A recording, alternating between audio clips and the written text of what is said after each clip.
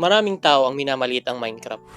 Ang nakikita lang nila ay blocks, monster, simple graphics, pero hindi nila nakikita ang totoong depth sa likod nito. Minecraft teaches problem solving, resource management, planning, creativity, logic.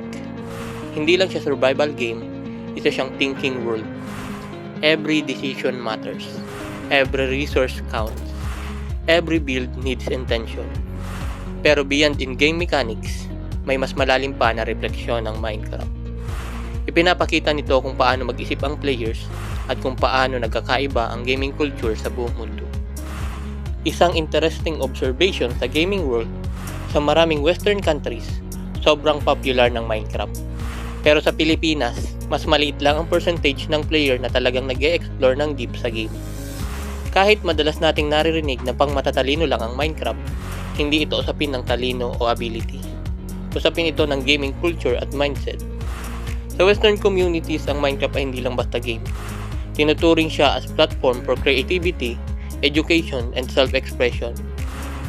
Lumalaki ang players doon na sanay mag-build, mag-experiment, mag-design ng worlds at mag-solve ng problems using logic.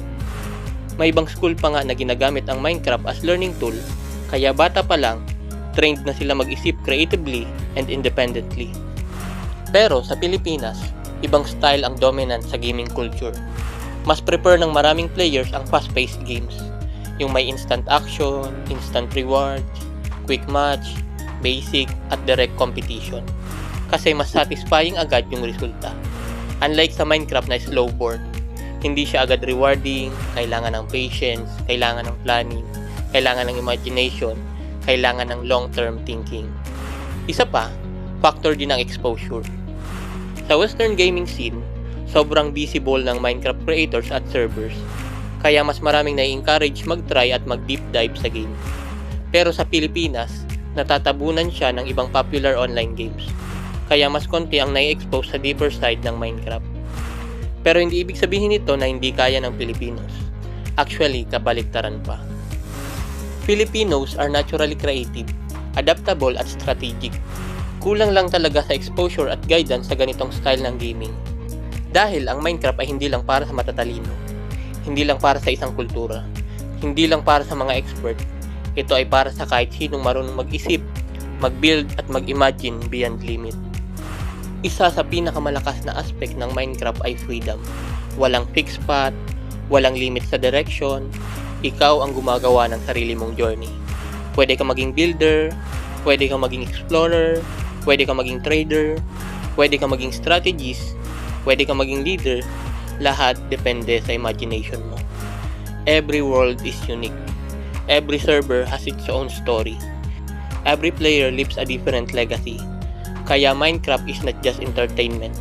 Isa siyang space for innovation, space for creativity, space where ideas become real, one block at a time.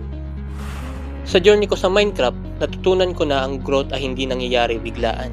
Hindi siya instant, hindi siya madali. It happens step by step, block by block, mistake by mistake, improvement by improvement. Ganyan din sa real life. Success is not about mabilis na results, it's about consistency, discipline, at patience sa proseso. Minecraft is not just a game for a specific group of people. Hindi lang siya para sa expert, hindi lang siya para sa western players, hindi lang siya para sa experienced builders. Para siya sa kahit sinong willing mag-imagine, willing mag-create, willing matuto. So kung nanonood ka ngayon at hindi ka pa masyadong nakakapag-Minecraft, try mo siyang tingnan differently. Hindi lang as game, kundi as world kung saan mahalaga ang ideas mo. At kung Minecraft player ka na, continue mo lang. Mag-build ka, mag-improve, mag-create ka ng mga bagay na magre-represent sa'yo dahil sa Minecraft, bawat block na nilalagay mo ay parte ng story mo. At bawat story, may power na mag-inspire ng iba. Hindi ito tungkol sa pagiging sikat, hindi ito tungkol sa pagiging pinakamahusay. Ito ay tungkol sa pagbuo ng mundo gamit ang imagination. At sa huli, ang Minecraft ay paalala na kahit simpleng blocks, pwede kang gumawa ng bagay na hindi basta-basta makakalimutan. By the way, ito pala ang pagsisimula ko sa paggawa ng Minecraft content. Minecraft series, informative videos, at SMP-style content na may real strategy at dominance mindset. Kung gusto nyong sumabay sa laro at makita kung paano ko galawin ang mundo ng Minecraft, you can support me. Like, comment, follow at share. Dahil dito sa server na to, hindi lang ito basta laro. This is control. This is power. This is survival.